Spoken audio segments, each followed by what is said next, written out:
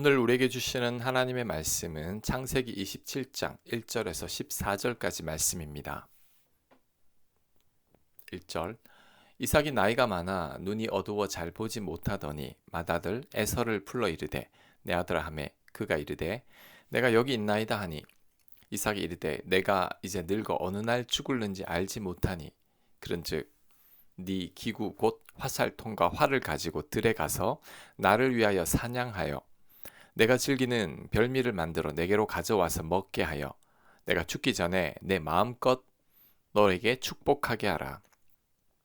이삭이 그의 아들 에서에게 말할 때에 리브가가 들었더니 에서가 사냥하여 오려고 들로 나가매 리브가가 그의 아들 야곱에게 말하여 이르되 네 아버지가 네 형 에서에게 말씀하시는 것을 내가 들으니 이르시기를 나를 위하여 사냥하여 가져다가 별미를 만들어 내가 먹게 하여 죽기 전에 여호와 앞에서 내게 축복하게 하라 하셨으니 그런즉 내 아들아 내 말을 따라 내가 네게 명하는 대로 염소떼에 가서 거기서 좋은 염소 새끼 2마리를 내게로 가져오면 내가 그것으로 네 아버지를 위하여 그가 즐기시는 별미를 만들리니 네가 그것을 네 아버지께 가져다 드려서 그가 죽기 전에 너에게 축복하기 위하여 잡수시게 하라. 야곱이 그 어머니 리브가에게 이르되 내 형 에서는 털이 많은 사람이요 나는 매끈매끈한 사람인즉 아버지께서 나를 만지실진데 내가 아버지의 눈에 속이는 자로 보일지라 복은 고사하고 저주를 받을까 하나이다. 어머니가 그에게 이르되 내 아들아 너희 저주는 내게로 돌리리니 내 말만 따르고 가서 가져오라. 그가 가서 끌어다가 어머니에게로 가져왔더니 그의 어머니가 그의 아버지가 즐기는 별미를 만들었더라. 아멘. 어제 이삭이 브엘세바로 올라온 이야기였습니다. 그런데 오늘 본문은 이삭이 나이가 많아 눈이 어두워 잘 보지 못하고 죽을 날을 대비해서 아들 에서에게 축복하겠다는 내용이 나옵니다. 이를 볼 때 창세기 26장과 27장 사이에 시간적 간격이 크다는 것을 알 수 있죠. 창세기 26장 이후로 많은 시간이 흘렀던 것입니다. 그래서 이제 이삭이 예전의 모습 같지 않습니다. 바로 26장만 하더라도 이삭이 하나님을 만나고 하나님의 축복을 받는 장면이었죠. 그런데 지금 이삭은 죽기 전에 에서를 축복하려고 합니다. 그런데 이것은 하나님의 뜻이 아닙니다. 하나님은 에서와 야곱이 태중에 있을 때부터 이미 큰 자가 작은 자를 섬길 것이라고 말씀했습니다. 영적인 축복은 에서가 아닌 야곱에게로 돌아가야 한다는 것입니다. 그런데도 이삭은 에서를 더 사랑해서 에서를 축복하려고 합니다. 이것은 하나님의 뜻을 거스르는 행동이죠. 그리고 이삭이 곧 죽을 것처럼 아들 에서를 축복하려고 하지만 이후로도 이삭은 40년 넘게 살았습니다. 야곱이 도망갔다가 다시 돌아온 후에도 훨씬 더 오래 살았습니다. 그런데도 왜 이렇게 서둘러 축복하려고 하는 걸까요? 제가 보기엔 이삭이 먹기를 탐하는 자 같습니다. 지금 이삭이 원하는 것은 맛있는 별미이죠. 에서가 만들어준 별미가 먹고 싶어서 에서를 축복하겠다는 것입니다. 그리고 리브가의 행동도 참으로 이해가 안 갑니다. 지금 리브가는 남편과 맏아들 에서를 속이고 있습니다. 남편을 속여서 야곱에게 축복하게 하고 자신이 사랑하는 야곱이 축복받게 하려고 장남을 외면한 거죠. 리브가의 이런 행동은 나쁘게 말하면 남편과 에서에게 사기를 치는 거죠. 그리고 야곱마저 공범으로 참여시키고 있습니다. 야곱은 들킬까봐 두려워하지만 자신이 축복을 받고 싶은 마음에 어머니 말을 듣게 되죠. 어머니 리브가가 시키는 대로 합니다. 이것은 야곱이 형을 속여서라도 장자의 축복을 가로채고 싶다는 것입니다.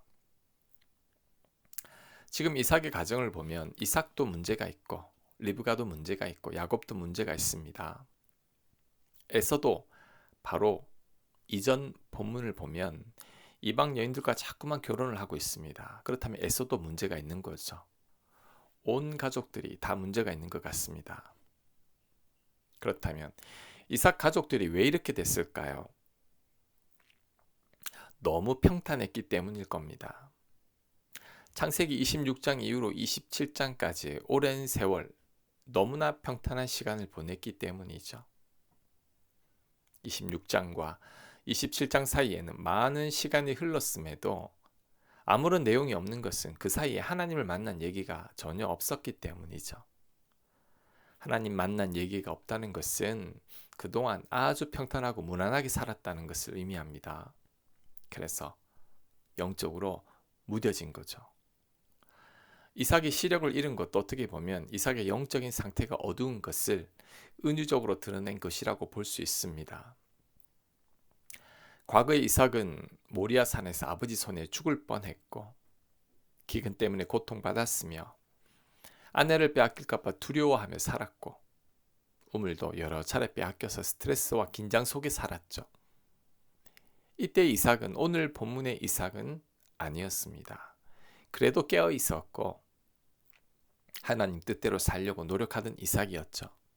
하지만 그 후로 삶이 너무 평탄하고 아무런 문제가 없으니 이삭이 영적으로 둔해진 겁니다. 이삭은 그저 먹기를 탐하고 분별력을 잃은 노인이 되고 말았습니다.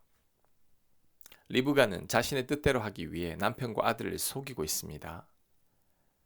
자신의 목적을 이루고자 수단과 방법을 가리지 않는 여인이 되고 말았죠. 야곱도 마찬가지입니다. 자신의 욕심을 채우기 위해 아버지와 형을 속이고 있습니다. 어머니와 짜고 가족을 속이는 거죠.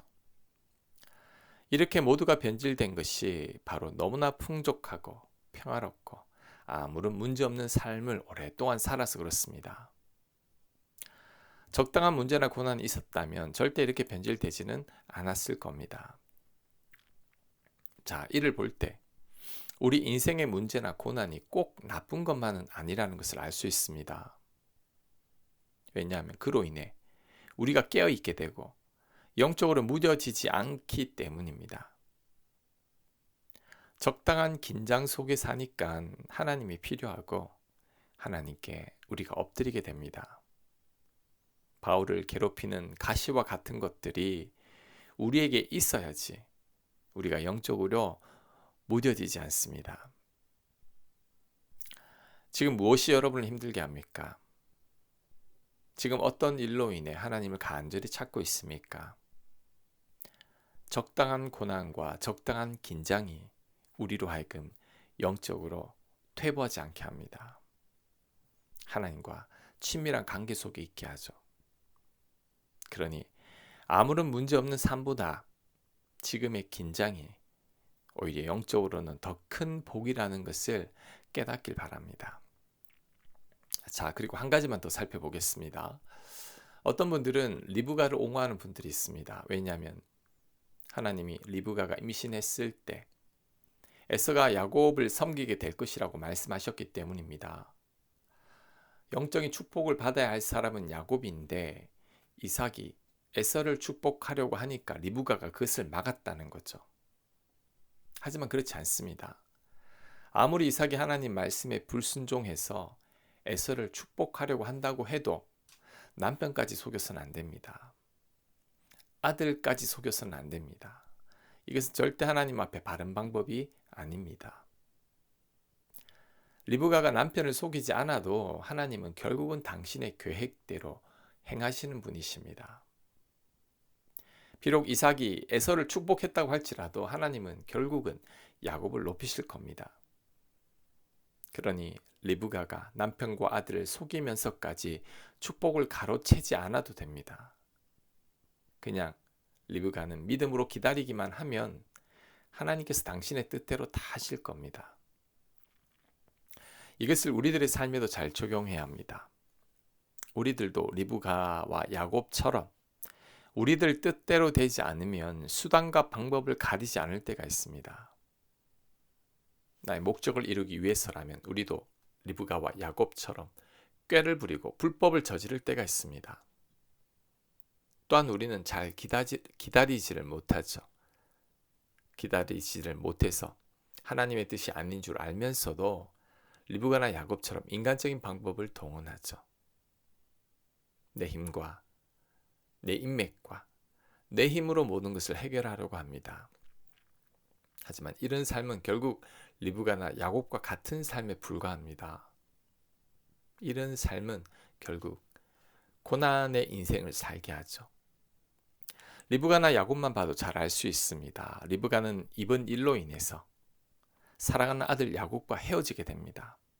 그 후로 리브가는 아들 야곱을 다시는 보지 못하게 됩니다. 성경에 다시는 리브가와 야곱이 만났다는 얘기가 나오지 않습니다.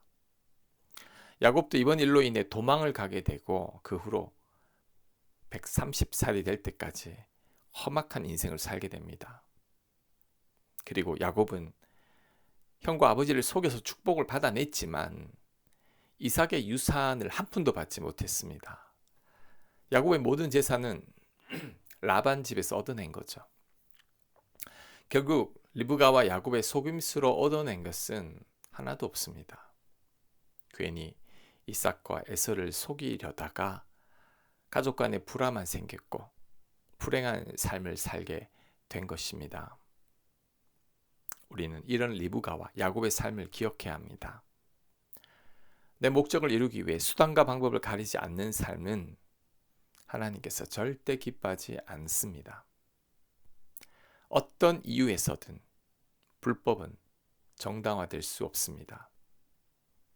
설사 내가 원하는 것을 얻어낸다고 할지라도 반드시 그에 따른 부작용이 있습니다.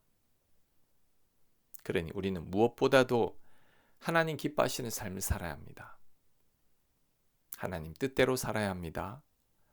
내가 원하는 때에 이루어지지 않는다고 해도 절대 서둘러서는 안 됩니다. 우리는 묵묵히 믿음을 지키며 살아가야 합니다. 그럴 때 결국은 가장 선한 결과를 얻게 될 것입니다. 아멘. 하나님, 아무리 원한다고 할지라도 리브가와 야곱처럼 살지 않게 하옵소서. 나의 잘못된 행동이 절대 정당화될 수 없음을 깨닫게 하시고 늘 하나님의 뜻대로 하나님 기뻐하는 삶을 살아가는 저희들 되도록 역사하여 주시옵소서. 예수님 이름으로 기도합니다. 아멘.